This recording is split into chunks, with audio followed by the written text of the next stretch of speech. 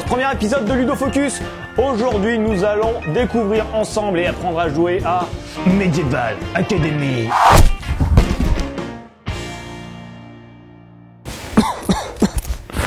Comme son nom l'indique, le but du jeu étant de passer d'écuyer à chevalier. Le chevalier et sa monture. Non, je pensais plutôt à ça.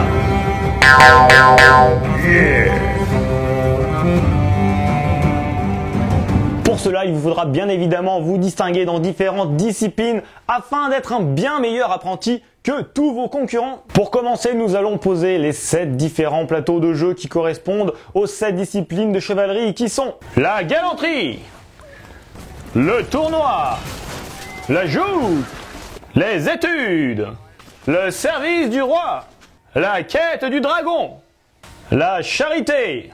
Il faudra bien évidemment toujours les disposer dans cet ordre-là. Tous les joueurs choisissent alors une couleur et en prennent les pions correspondants.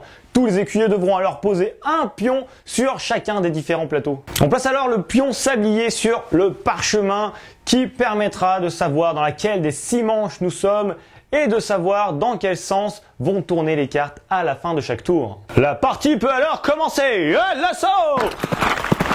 Chaque joueur doit alors prendre une pose de chevalier.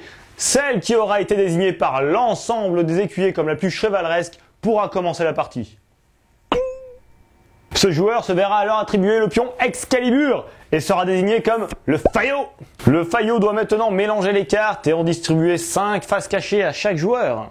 Chaque joueur consulte ensuite secrètement ses 5 cartes, en choisit une pour se la garder et passe ses 4 restantes à son voisin de... gauche ou droite? Ça dépendra dans la manche dans laquelle nous trouvons et ce qui est inscrit sur le parchemin. On continue ainsi de suite jusqu'à que chaque joueur ait 5 cartes en sa possession. Le faillot va alors commencer à jouer et poser sa première carte. Il fera avancer son pion du nombre indiqué sur celle-ci sur le plateau correspondant. Son voisin de gauche fera de même car oui, dans cette phase de jeu, nous tournons toujours dans le sens des aiguilles d'une montre. Vous allez continuer ainsi jusqu'à que chaque écuyer n'ait plus qu'une carte dans la main qui va servir à... elle va servir à rien vu que vous allez vous en défausser. Mais attention, si jamais 2 pions se trouvent sur une même case, le dernier arrivé est considéré comme étant devant l'autre. Une fois la manche terminée, il vous faudra alors décompter les points correspondant à la manche dans laquelle vous vous trouvez. Sur chaque plateau d'entraînement, il vous est indiqué à quelle manche il vous faudra décompter les points. Et même sur certains, si à la manche 3, il faudra recommencer le plateau de 0.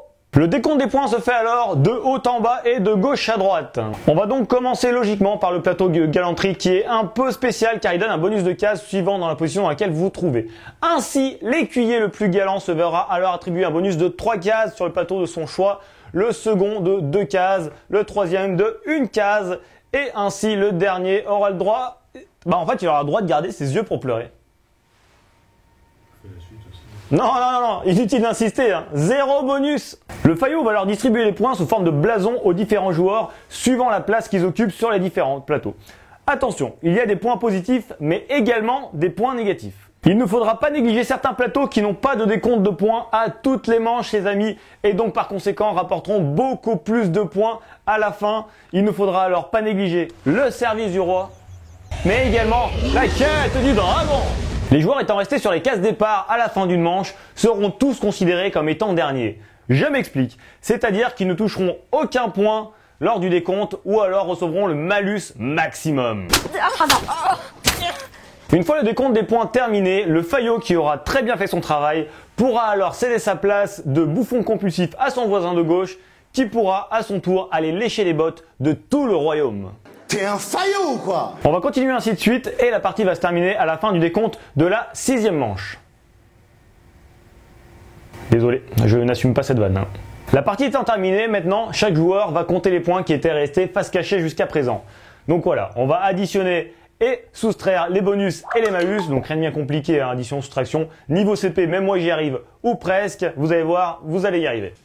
Ouais, c'est pas faux. Le joueur ayant récolté le plus de points sera alors adoubé par notre bon roi Arthur 42e du nom et donc nommé chevalier.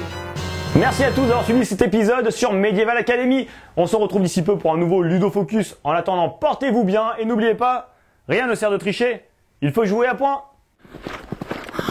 T'es bien Lancelot? On va chercher le Graal. Hey, abonne-toi.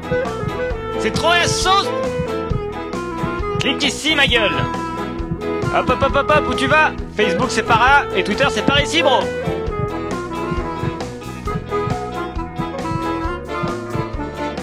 Clique ici, ma gueule.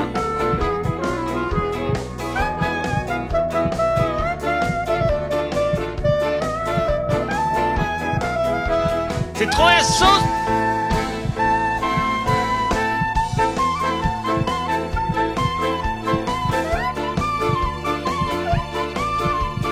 Clique ici, ma gueule.